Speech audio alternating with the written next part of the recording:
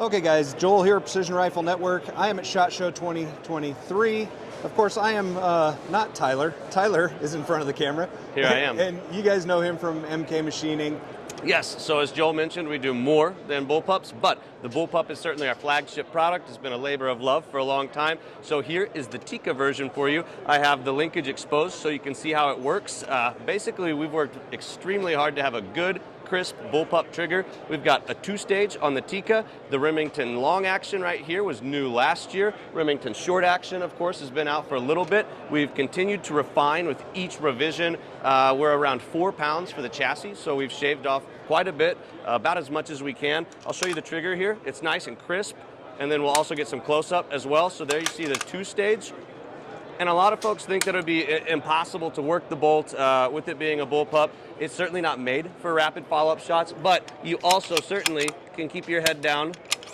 It balances very nicely. So you put an optic on here, and it's a joy to shoot offhand. Something like this long action with a 20-inch barrel, 28-inch barrel, and a can balances right there at the trigger guard. So you could never hold, this thing steady as a typical rifle. But here you have an exceptionally long-range rifle that balances well, and you can take this in a blind a lot easier than if it was in a conventional format. A lot of the parts that are on these things are they're 3D printed by you in-house. I mean, correct. This machine behind you is just one example. I mean, that's crazy. What is that machine? What do you guys do? So this is a large-scale FDM machine. This could be used for prototyping entire chassis, entire stocks, etc. We are one of the largest print outfits in the U.S., which is pretty cool. We've expanded drastically in the past few years. Our real specialty at this time is what would be called powder bed fusion printing, and we'll get in here close and show you some parts. We really specialize in multi-jet fusion and new binder jetting of 17-4 stainless. Right on. Let's switch over to that. All right, so I wanted to debut some of our printing. Everybody's familiar with the term 3D printing, but we do it at a more industrial level. So this is an example of multi-jet fusion. It looks and feels like an injection molded part, but you can do things you can't injection mold, like all these undercuts in here. So this grip's about half the weight of an injection molded version, if there was an injection molded version. This grip is 1.1 ounces with hardware. You can have drastic skeletonization of parts and still maintain a lot of durability. We also Cerakote these parts. It takes Cerakote well. It looks awesome.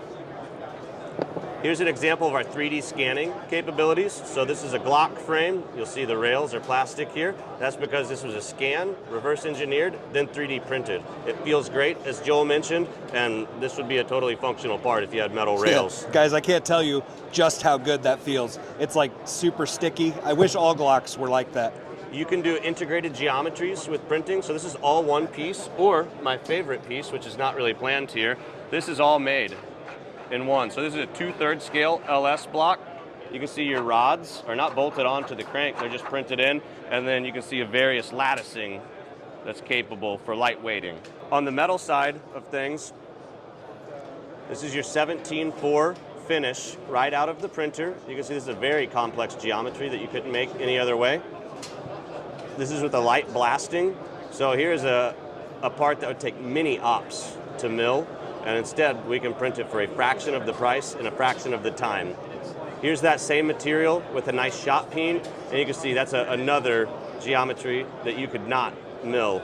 And this could maintain a lot of structural integrity while cutting a significant portion of the weight out. So what's good about this industrial type of printing is you can do these complex geometries, and it's actually cheaper than if they were solid. So you can think about things in entirely new ways. Thank you, Tyler. What a great rundown. Guys, yes. Check out MK Machining. I'll leave a link below the video, and coming soon with more SHOT Show coverage 2023. Thank you as always, Joel. You bet, man. Thanks.